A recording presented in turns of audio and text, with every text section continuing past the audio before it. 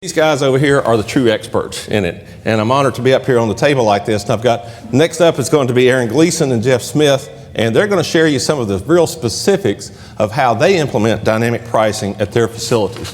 So Aaron, I'll let you come up and take it. My plan wasn't going to be to stand behind this podium, but apparently that's what I'm going to do, which is fine. Aaron Gleason from Walters Golf Management, as well as our new company, Dynamic Revenue Services. So I'll start off by just telling you a quick story.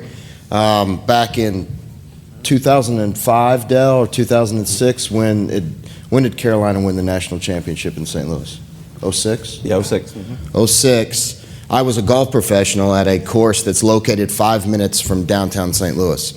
And my partner, Jeff, and I, at the time, were sitting there saying, man, we're going to have all these people coming into St. Louis. How in the world can we possibly capitalize on this influx of people that are going to be landing in St. Louis and looking to play golf because all the games were in the evenings? And the Final Four is a big deal. So after weeks of talks and us going back and forth, we came down to the brilliant decision of, let's just raise all our prices by $20. So we did. On Saturday and Sunday, the week the Final Four was in town, we raised all our prices by $20 and did not have a day that we weren't completely full from 6:30 in the morning until 6:30 p.m. And we thought to ourselves at the end of it, we looked at each other and we said, how can we get more events like this to St. Louis? And what we should have said is, wait a minute, we just kind of demand-based price something. And it didn't occur to us at the time in 2006, but it has now. So we've, like Dell was talking about, taken all of our golf courses, of which we have 12 daily fee properties in St. Louis, and we went to dynamic pricing. We started that process by going to our golf professionals and saying, all right, we're taking all your rate pages off your websites. We're taking all the boards down from the courses that you're at. And we want you guys to go in and we want you to analyze all this data and we want you to go into your systems and make price adjustments. And they said, man, this is a great idea. This is going to work. And what we came to find was, just like many of you, I'm sure, have the same issue. If you're an operator or if you're an owner, you see your staff is at lower levels than it's ever been in the past because of what we've had to do because of the state of the industry right now. So we see them adjust pricing, and we'd see revenue go up, and then we would see them have a big golf tournament, or they had a day off, or they had to go get Mrs. Jones 7-iron off a number 15 green and just didn't have time that day, and we'd see revenues dip, and we'd see revenues go back up when we would call them and say, you got to get in there and adjust your pricing. And they missed a lot as well. We would see them not price high enough when they saw high demand. They would go too low in times of low demand, and they would sell too quickly. And that's when we said, all right, that's enough. And we opened up a new division of our company called Dynamic Revenue Services, where we have a staff that's full-time doing nothing but exactly what Dell talked about, which is constantly managing prices. You walk into this office, we have 3 full-time revenue managers who, what some of our other owners have came in and seen, looks like that they're day trading golf, and is essentially baseline exactly what they're doing. So variable pricing versus dynamic pricing. Most clubs do work on a variable pricing scale, and a lot of people that I talk to say to me, hey, we're already dynamically pricing. Hell, we got 4 rates. That's not dynamic pricing. That's variable pricing, and Dell covered most of that. So what's your number one revenue source? If you're at a daily fee facility, it's most certainly greens fees and cart fees. And how much time do you spend on that number one revenue source? Prior to dynamically pricing, our tee times, we were essentially spending a little bit of time in the spring setting our rates for the season, a little bit of time in the fall setting our rates for the off season, and that's pretty much what we did. We got smart a few years back and started using a little desperation pricing, thought we were beating the odds. But ultimately, if your number one revenue source is greens fees and cart fees, we believe that that should be the most important thing, and it should take the most amount of your time. So what's the philosophy? It's selling the right tee time to the right person at the right price. On its base level, it's based on supply and demand. And we use multiple factual data sources to help develop the pricing every single day. Not just every single day, but every single hour. We break down the tee sheet by 1 or 2 hour day parts. So on any given Saturday, from 6 a.m. to 8 a.m., demand is X. From 8 a.m. to 10 a.m. or 8 to 9, it's X. And each day part is a different demand. So we have to break it down as such so that we can capitalize on that, on the fluctuations in demand. Theoretically, every person on your tee sheet could pay a different price. Just like if you stood up on an airplane and said, I paid $89 for this ticket, how many other people paid $89? And you'll get a couple stand up and somebody say, I paid $129, I paid $159, whatever it may be. So you also have to tailor your pricing to both the price-sensitive and time-sensitive golfer. Ultimately, total revenue is more important than average rate. So the two types of golfers, we all know this guy, the price-sensitive guy, right? This is the guy that in the industry, 2 years ago, I thought 95% of all golfers, they're just price-sensitive people. Well, it's absolutely not the case. If you look at any surveys that are done by the National Golf Foundation, yes, price is one of the top 5 things to why, what's a barrier to playing golf, but consistently, the amount of time it takes to play golf is always ahead of price. So time-sensitive golfers, think about it for yourself. I mean, me personally, I have 2 small kids at home.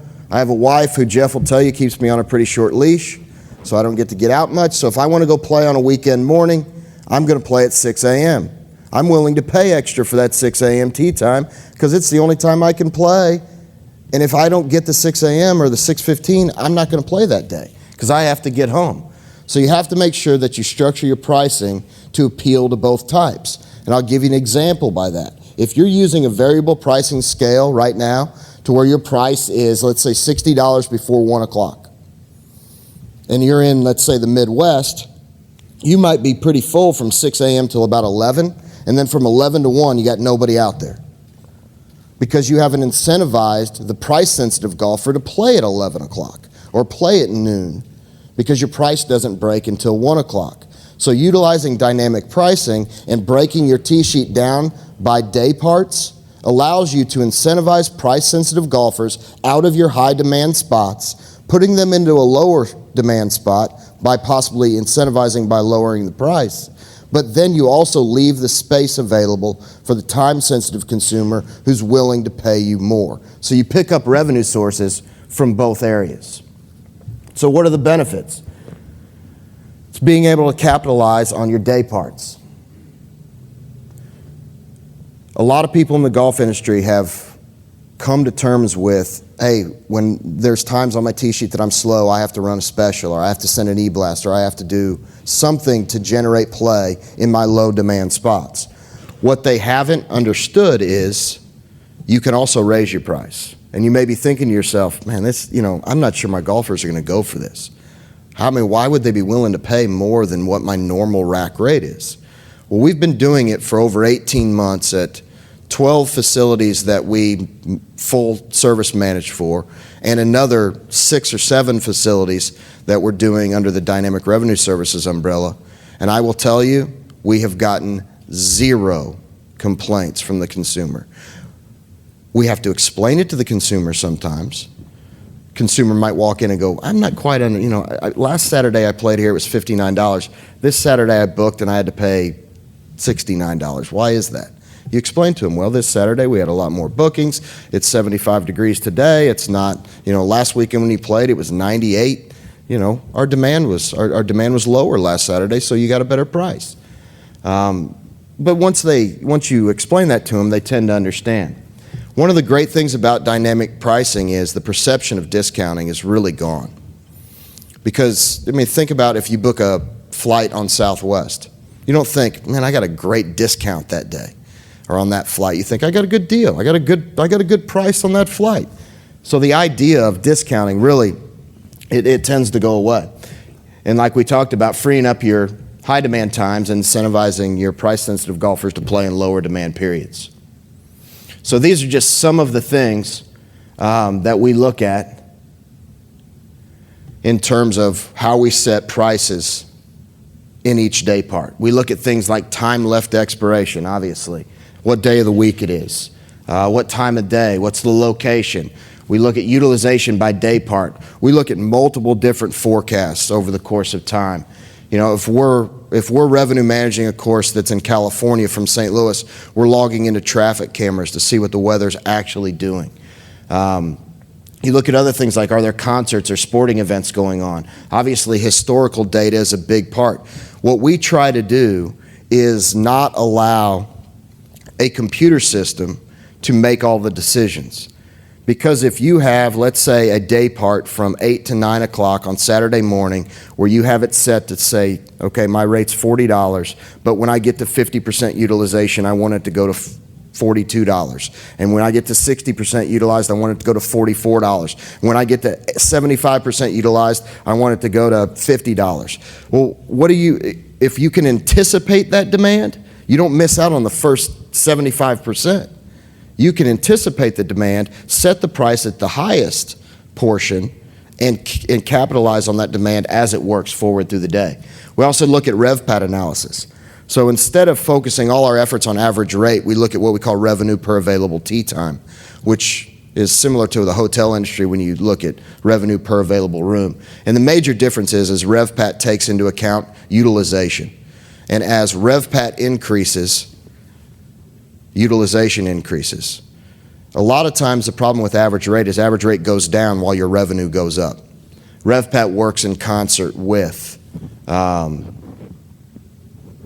revenue. So we look at distribution channel analysis. We also look at something that we like to look at a lot is conversion. So conversion is page views versus bookings. So the number one step in my mind behind removing your rate card when it comes to dynamic pricing is you want to try to drive as much of your bookings online as humanly possible. When we started this a little over 18 months ago, we were booking roughly 10% of our golf online. We're now booking close to 75% of our golf online at every one of our properties. The reason you do that, think of, when you go book an airline ticket, do you call the airline now? No, you get online and you look. Same thing with hotels, generally speaking. And so the golf industry, we have to get to a point where we're doing that. And there's some great advantages to online bookings that we'll go through a little bit later. But page views versus bookings is an important metric to look at because it really is an indicator how good your inventory is. Think of it as if you walk in a golf shop and you have a rack of shirts there and you have 100 people look at that rack of shirts and you only have one person buy it, my guess would be you didn't buy very nice shirts, or they're too expensive, or something is wrong with the rack of shirts. So what we want to do is try to convert as many viewers of our booking page into actual players. So we look at page views versus bookings and calculate conversion. We also do that on our third-party distribution channels. So I know that in the St. Louis market, because I've asked, golf now converts roughly 8%. They have 8% conversion in our market, okay? So essentially what that means is that if somebody clicks on a name of a course, looks at the inventory, they're converting at 8% clip. I also know that the courses that we're dynamically pricing convert at about a 16% rate. So because our inventory is better, we have better shirts on the rack, we're converting more people to actual customers. It's a very powerful metric, especially when you can compare it to where you are with the other courses in your market. This is an example of RevPAT versus average rate. I don't know if everybody can see it, but the first one is dynamic pricing all the way to the left, and then before dynamic pricing and then what the variance is. What I really want you to focus on here is, said I had a pointer, but I don't see it. The far right, look at average rate is down $5.93, but you made $1,700 more in revenue. And you look at your RevPAT number is up $8.50. So that's an example that if the only metric you look at is average rate, you could possibly be leaving money on the table. The other advantage is to online bookings. Less phone calls in the shop. Imagine what it's like to be in a golf shop that has 70% less phone calls than it did 5 years ago or 2 years ago. I can actually go in and have a conversation. Our golf professionals can get out from behind the counter and actually talk to the customers. No more checking golfers in with a phone attached to your ear while you're checking someone in and taking a tee time. It's probably one of the biggest hidden benefits. When you can drive as much play online as we're driving online, it's a huge benefit to the staff. Data collection. Every time they book online, you should be collecting their data. If your third-party distribution channel is not allowing that to happen, you need to lean on them and get that to happen. Better control over the pricing. It's difficult to dynamically price over the phone because you need to have a good sampling to the consumer of what's available to them. If I'm a price-sensitive guy and I call you and say I'm looking for a 10 o'clock tee time, you may say it's $60. I may say as a price-sensitive golfer that's too expensive. But if I looked online, I might see that 10 o'clock tee time at $60, but I might see an 11:30 at $44 and go, hey, that's what I was looking for. So you have to be able to drive them online so that you can have better control over your pricing. Lower no-show rates. Obviously, when they book online, they should be putting in a credit card number, at least for verification purposes, so you have lower no-show rates. And obviously, tee times are available 24 hours a day. In addition, you have more traffic to your website, which is great. I mean, that's exactly what you're looking for. People may stumble upon your outing page or your lesson page, your weddings, whatever it may be. Less people to answer the phones, you can actually lower expenses, and you have better analytics. It's very difficult to have calculate conversion when you're only booking 10% of your golf through your course website. If you're booking 70% of golf through your course website, you're able to analyze things like booking windows. Like we know for each one of our clients on a Saturday morning or a Sunday morning between 8 and 10, the average booking window at a particular golf course might be 1.5 days in advance. So 2 days out, we'll have clients contact us and say, hey, I'm not as full as I wanted to be on Saturday morning. We really need to lower that rate. And then we have actual data to say to them, no, we don't want to do that yet because we haven't even gotten into your maximum booking window. So we hold that rate longer than we've ever wanted to hold it in the past because we have the data to actually back up why we're holding that. You also get to figure out, what zip codes people are coming from. So if you want to do additional advertising, when they're booking online, you can collect a lot more data. Jeff? Yes. You want to step in here? That's the, oh, mine works. That is that's the nuts and bolts. But I'd like to talk to you a little bit more about how it really works. Because all this gray hair on top of my head shows you I've been in the business a long time. And I've done it for many different parts of the business. In 1986, I went to work for the PGA of America and represented 400 club professionals outside of St. Louis in the Gateway section. And in '95, one of my members came to me and said, let's start a golf management company, which we did. It started with 2 golf courses, and we grew it to ultimately, as Aaron talked, we're now working with some 20 facilities. And then 5 years after that, we built a series of golf courses ourselves, and I became an owner-operator. Well, when Aaron initially came to me and wanted to talk about dynamically pricing our tee sheets, I was very hesitant. And I was very hesitant because that's just not the way we did things. That's not the way we do things. That's not the way I've been taught to do things. And he went a little further, and he took me to meet with the vice president of the St. Louis Baseball Cardinals, who had been dynamically pricing their seats for a period of about 18 months, about as long as we have been now. And he looked me right in the eye and said, what's your golf worth? And I used words like pricing integrity and rack rate and annual fees. And he said, okay, you need to forget all of those things. I said, what do you mean I need to forget all those things? Those are the foundation by which I've run our golf courses for the period of the last 15 years. He said, yeah, and it's the philosophy under which I sold tickets for the St. Louis Baseball Cardinals for the last 15 years. And he said, I had the same hesitancy you did, but last year we sold 200,000 less tickets than we did before and made $800,000 more dollars without raising our prices. So I scratched my head and I went back and I talked to Aaron and I said, so essentially what you're telling me is I need to forget everything I know about everything I've ever done in the golf shop when it comes to pricing golf. And he said, yes, that's exactly what I'm telling you. We booked $3 million worth of online golf last year in St. Louis. You can pull the Golf Data Tech reports and take a look at St. Louis. It's down about 13% annually. We had facilities up between 8 and 14% in revenue year on year.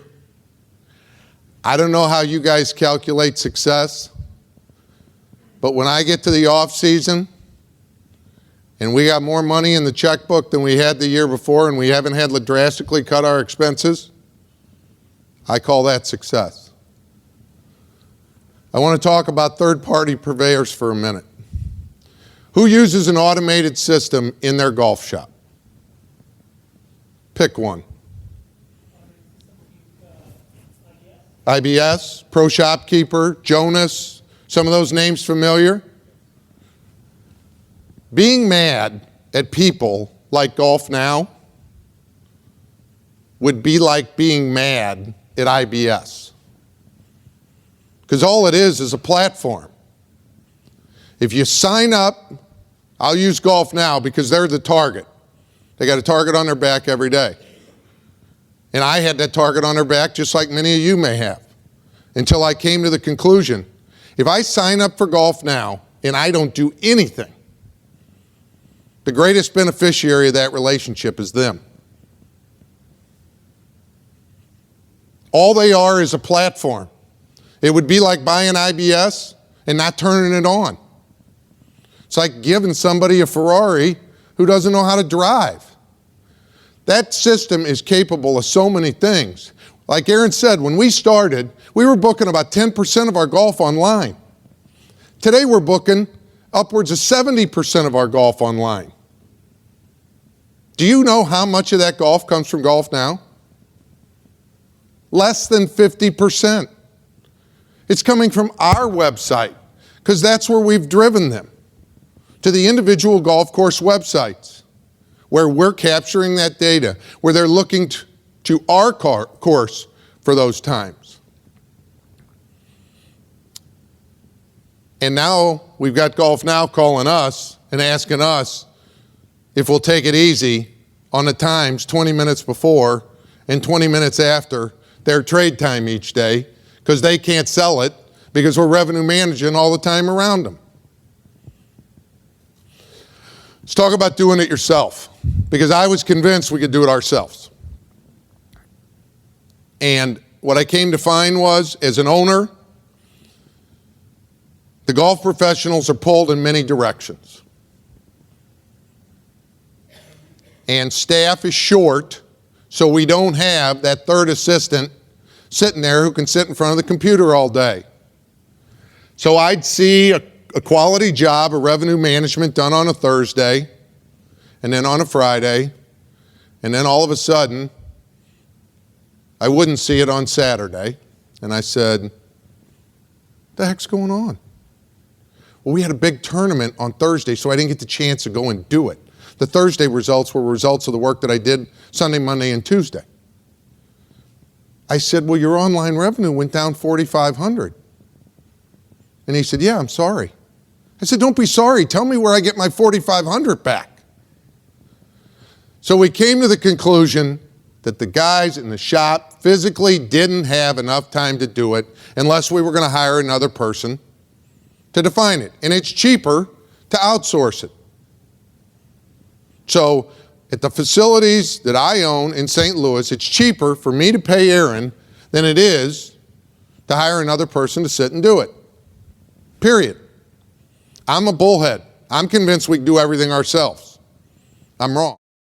Thanks to everyone for taking the time to listen to our presentation.